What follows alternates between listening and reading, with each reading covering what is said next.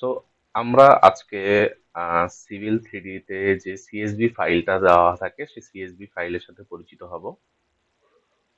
এর জন্য আমি এখন একটা সিএসভি ফাইল ওপেন করছি।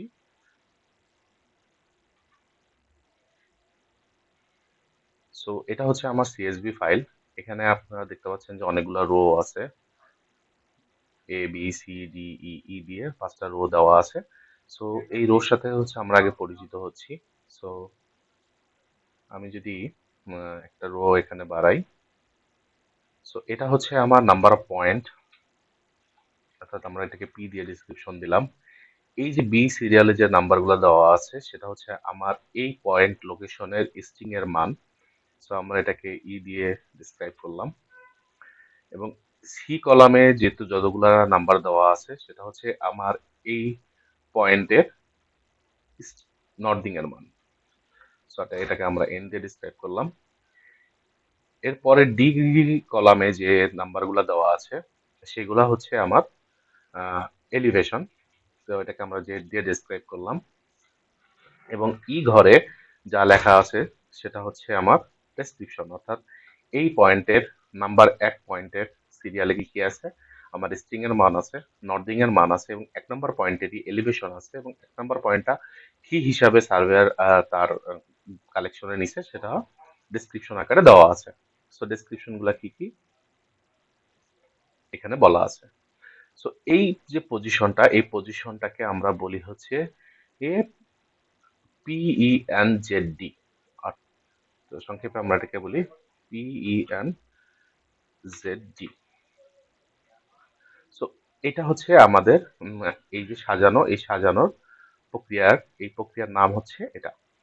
সো উপরের রোটাকে আমি একটু ডিলিট করে দিই। ওকে। সো আমার টোটাল নাম্বার অফ পয়েন্ট কতগুলো আছে? So total number of point আছে হচ্ছে আমার 1556। তো 1556 পয়েন্টের জন্য 1556টা স্ট্রিং এর ভ্যালু, 1556টা নর্থিং এর ভ্যালু, 1556টা আমার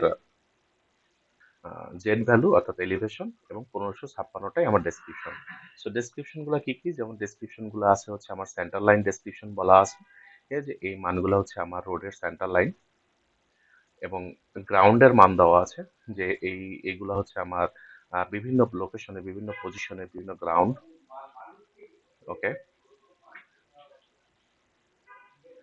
দেন বলা আছে হচ্ছে আমার বিভিন্ন স্টেশনের মান এবং বিভিন্ন গাছ। তো গাছের টি আর দিয়ে ট্রি বোঝাচ্ছে। সো ট্রিটা কেন নেওয়া হয়, যে আমার একটা রাস্তা তৈরি করার সময় রাস্তার আশেপাশে বা রাস্তার মাঝখানে গাছ থাকতে পারে, সেই গাছটাকে আমরা প্রয়োজনে রিমুভ করতে পারি। সো এই কারণে হচ্ছে আমার এখানে ট্রি এর ভ্যালু গুলো দেওয়া থাকে, যে কোন কোন পজিশনে আমার ট্রি আছে। সো এভাবে হচ্ছে আমরা মূলত ডেসক্রিপশন গুলা আহ, দিয়ে থাকি। ওকে।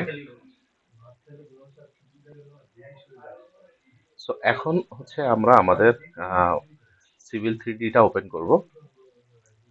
তো আমরা ম্যাট্রিকে কাজ করব। সো সিভিল থ্রিডিটা ওপেন করলে আমার এরকম একটা ইন্টারফেস আসবে। সো ইন্টারফেসটাকে আমি প্রথমে টেমপ্লেট দিয়েও তৈরি করতে পারি, অথবা যদি আমি নিউ দিই, নিউ দিলেও কিন্তু আমার এরকম একটা ড্রয়িং চলে আসবে। সো এটা কাইন্ড অফ অটোক্যাডের মতোই দেখতে। সো আমরা যদি এখান থেকে এই সিভিল থ্রিডি থেকে অটোক্যাড সরাসরি ইউজ করতে পারি। সো এটা ইউজ করার জন্য আমাকে এই যে ড্রাফটিং অ্যান্ড অ্যানোটেশন, এই উপরের যে অপশনটা আছে সেই অপশন থেকে ড্রাফটিং এন্ড অ্যানোটেশনটা অপশনটাকে সিলেক্ট করতে হবে। সো এখন এটা অটোক্যাড হিসাবে আপনার কাজ করবে। পরবর্তীতে যখন আমি আবার সিভিল থ্রিডিতে ফেরত যেতে চাইবো তখন উপর থেকে আমাকে সিভিল থ্রিডি অপশন সিলেক্ট করতে হবে, অথবা এখানে একটা সেটিং এর মতো চিহ্ন আছে, সেই চিহ্নটাকে যদি আমরা অ্যারোটাকে ওপেন করি তো উপর থেকেও আমরা সিভিল থ্রিডি অপশনে চলে যেতে পারি। সো এখানে বিভিন্ন মান দেওয়া আছে, যেমন প্রসপেক্টর দেওয়া আছে, সেটিং দেওয়া আছে, সার্ভে এবং টুলবক্স, প্রত্যেকটা জিনিসই দেওয়া আছে। সো আমরা প্রথমে আমরা ড্রয়িংটাকে একটা সেভ দিয়ে, আমরা এই ড্রয়িংতে টেমপ্লেটটাকে সেভ দিয়ে আমরা ড্রয়িংটাকে সেট করব। সো এটা আমরা উপর থেকে সেভ অ্যাসে যাব। সেভ অ্যাসে যাওয়ার পর আমরা যে লোকেশনে আমরা ফাইলটাকে সেভ করতে যাচ্ছি সেই লোকেশনে ফাইলটাকে সেভ করব। সো আমরা নাম লিখলাম ইনপুট সার্ভে ডাটা, এই নামে আমরা এই ড্রয়িংটাকে আপাতত সেভ করে দিলাম। আমরা এরপরে কাজ করব হচ্ছে আমরা ইউনিট সেট করব। সো আমরা ইউনিটের জন্য ইউএন ইন্টার দিব। ইন্টার দিলে আমার এখানে ইউনিট সেটের জন্য বলতেছে যে ডেসিমেল আমরা কি পজিশনে রাখতে চাই, মিটারে কাজ করতে চাই না ফিটে কাজ করতে চাই, ইন্টারন্যাশনাল নিয়মে কাজ করতে চাই না আমেরিকান। তো আমরা এই ফরম্যাটগুলো সেট করে আমরা ন্যাচারালি ওকে দিব। সো এটা আরো একভাবে করা যায়, আমরা যদি উপর থেকে এই যে অ্যারো চিহ্নটা আছে অ্যারো চিহ্নটাকে নামিয়ে ড্রয়িং এর সেটিং এ চলে যাই। ড্রয়িং সেটিং এ চলে যাওয়ার পরে আমার এখানে ইউনিট আমরা মিটারে কাজ করব। সো আমরা এটা মিটার ইন্টারন্যাশনাল ফুড এগুলা আপনি চাইলে চেঞ্জ করতে পারেন। দেন আমরা যদি এখান থেকে আমার ম্যাপ ইনপুট করতে চাই, সো আমরা ম্যাপটাকেও চাইলে ইনপুট করতে পারি। এই সো ম্যাপ ইনপুট করার জন্য আমরা যে লোকেশনে আছি সেই লোকেশনের ম্যাপ ইনপুট করতে পারি চাইলে। সো আমরা বাংলাদেশে আছি, বাংলাদেশের ম্যাপ এভাবে চাইলে ইনপুট করতে পারি, অথবা আমরা ইউটিএম দিয়েও কিন্তু আপাতত কাজ করতে পারি। সো আপাতত আমি ম্যাপ ওপেন করতে চাচ্ছি না।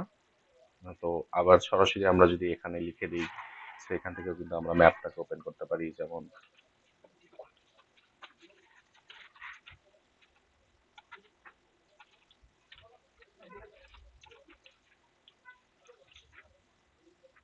আমরা চাইলে কিন্তু এভাবে লিখেও ম্যাপ ওপেন ওপেন করতে পারি। তো এরপরে আমরা চলে যাব হচ্ছে আমাদের ট্রান্সফর্মের এখানে কোনো যা সেটিং আছে সব বাই ডিফল্টেই থাকবে ম্যাপ লেয়ারের পরে।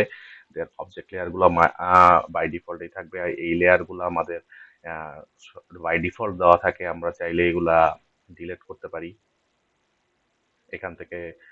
আবার নিউ লেয়ারও তৈরি করতে পারি, কাস্টম করতে পারি।